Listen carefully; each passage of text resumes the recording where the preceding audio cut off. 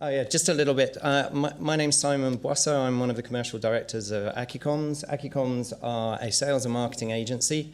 We are an independent company and we're acquired by Sweats, if anyone remembers them, in 2012. And since the bankruptcy of Sweats, we are now independent again.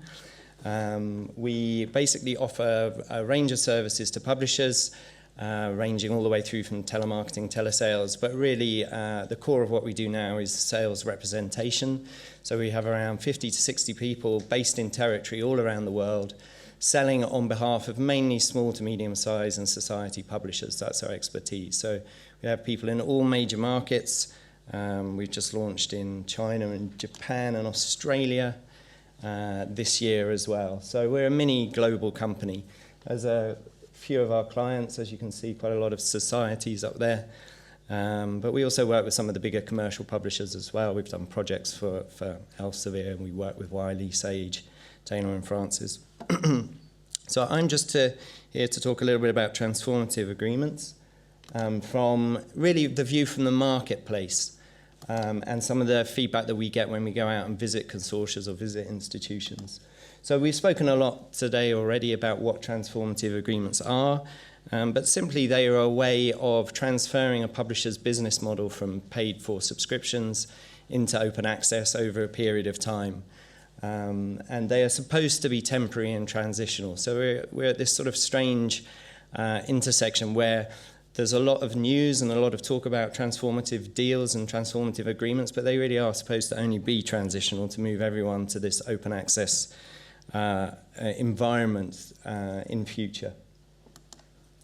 So again, I'm not going to read through this, but the Plan S website has recently updated as a result of the consultation, and they've come up with the definition of transformative arrangements, where they talk about agreements, transformative model agreements, and transformative journals. I won't go into depth about those, but you can go to their website and read exactly what the definitions are on Plan S website about those. But I think it's important. We've obviously heard a lot about transformative deals, a lot in the news, and many people think it's just the big publishers that are getting these deals. We've obviously heard of the big deal with Wiley, with Project Deal, that happened at the beginning of the year, and there's been many more. In fact, every week you look, there seems to be a new transformative deal that's been done. But in our experience, it's not just the big players who are getting transformative agreements. This was a small one that was done at the end of last year. It wasn't something that we were involved with, but just to give you an idea of the types of deals that are being done with smaller societies.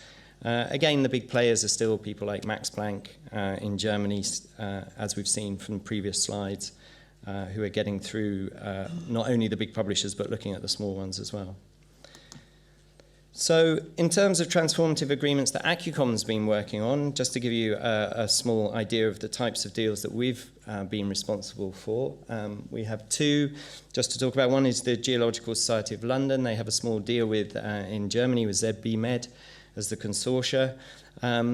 So the definition of transformative agreements, it can be quite broad. So the GSL one I would consider a very light transformative agreement. Essentially, there is a consortia offer, a subscription price, and then if anyone takes up the subscription price, they get a 25% discount off the APC. And that is considered a transformative agreement, or maybe was 12 months ago. I think now people are looking in a bit more depth as to actually what is a real transformative agreement. But we also played a role with the ECS deal that we've heard mentioned earlier with TIB that happened last year. So ECS have gone on a path as a publisher to really transform their whole business model into an open access publisher. GSL haven't. They're just exploring transformative deals. But ECS have really made a statement to go out as a new open access publisher. They're completely flipping their model. As part of this, they've been really working with the consortia to come up with some of these transformative deals everywhere with a view that they're going to be completely open. I think they have a plan for the next couple of years to completely flip. So the model with ECS in Germany is, again, there is a payment made that covers access to the content, and then TIB are responsible for a top-up fee that they pay on behalf of the other institutions.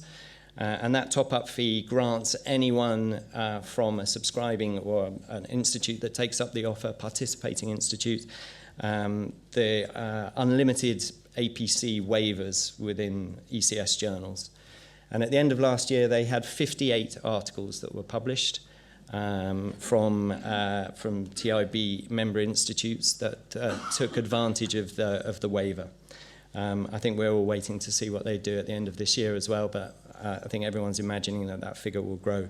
But that's how you can see how a small publisher can really make a change. But it isn't them just exploring or sitting on the fence with some of these deals. It's really for them going out as a society and saying, this is us, we're going to be transforming the whole society, or the publishing.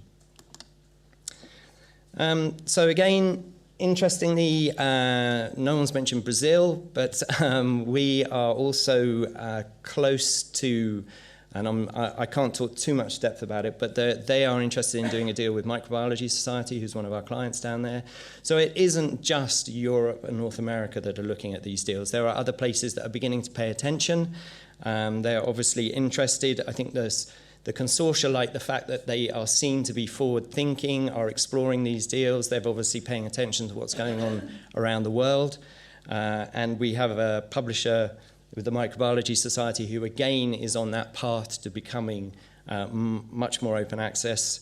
So the two are a good fit. So we're currently presenting an offer to CAPAS, the Brazilian consortia, for them, with a view that that would be the first transformative deal that that particular consortia has done. So in all of our sort of, we have people around the world visiting consortia talking about traditional deals and have done for many years. But of course, in the new climate, we go and visit consortia. And in some markets, all they want to do is talk about transformative deals. In fact, that's the only way that you will ever get a deal or even have a seat around the table, is to have some sort of transformative aspect to it. So here's just an example of three institutes that we visited recently. And the big message that we kept getting, and again it's been reinforced with some of the previous presentations, is that they just don't have the time to deal with all the small publishers out there. They want help bringing publishers together, whether it's through a publishers coalition that's set up, whether it's through initiatives in HSS, or whether it's through ACCUCOMS network as well. But they really want publishers to come together and be able to have some sort of common goals. I know it sounds easy, and it's not as easy as it sounds to get everyone to agree to all of these things, but that's really what they are asking us for help doing. And interestingly, SURF, who are the negotiating body for the Dutch consortia, had something very similar to that pie chart we saw from Max Planck. They've essentially done their homework. They've looked at the publishers, where Dutch authors publish. They've done an analysis of which publishers that represents. They currently have they have deals with about 40 publishers, which they're trying to convert into transformative deals. But there is this big group of others, the societies generally, who they want to come together as a group and do these deals, or do a single deal almost with that. So I think that's one thing that's just important to recognize, is that the push from the consortia side is very much they want to do these deals, but they need help in terms of bringing people together. So what we did as part of our sort of due diligence on this is that we held a couple of sessions, one at the beginning of the year at London Book Fair and one recently in Washington, D.C., where we got together clients and invited societies. This was mainly societies, just to talk about whether there was appetite for coming together and collaborating. And so we held a couple of workshops. We had someone from Max Planck speaking at the one in Washington. And just to gauge reaction and just see whether people were thinking. It's very interesting, the feedback that we got. So we had a series of feedback you can see up there, really just fitted into different groups, all the way from we are sticking our head in the sand, Plan S and open access will disappear if I just do the ostrich act. All the way through to, we have very unique journals, people like Science and JAMA and New England Journal of Medicine, who we don't need to worry about this because we're always going to be subscription and people will have to buy our journals. All the way through to, we're big enough to work on these deals ourselves, which of course is valid. But there was a group of societies and publishers who do need help in the same way that they need help selling subscriptions in traditional markets, but coming together and being able to negotiate in foreign languages, miles away from home, I think is still valid. So I'm not sure which of those groups you fall within, or whether there's anything else that you think. So we're not the only people talking about this. There's a little check for the other Society Publishers Coalition UK, who are also, we know, working together, talking to people like Max Planck and Project Deal about perhaps coming together and doing a collaborative deal. So we're not the only space, and HighWire, group of publishers, we have our own groups of clients that can come together. So there is definitely ways that you can collaborate with like-minded publishers in order to come up with some of these deals, or at least help them make them more efficient at the consortia level. Practically, so these deals, I think it's important to recognize these deals are not easy to do. They're quite complicated. It isn't just the same as going off a rate card and looking at a subscription price in the old days. This is about really doing your numbers, doing your maths, about what the current subscriber base is, what the number of authors, number of accepted manuscripts coming in from authors, corresponding authors from that particular set of institutions or country, looking at what that may look like in the future, modeling how much your total subscription base may be for a particular set of institutions, and understanding, that within your, publishing within your society or your publisher, what that tipping point might be if you were going to fully flip to open access. So there's quite a lot of number crunching that goes on.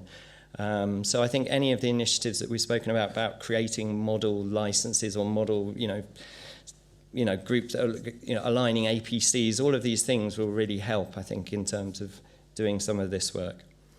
And that's it. Thank you very much.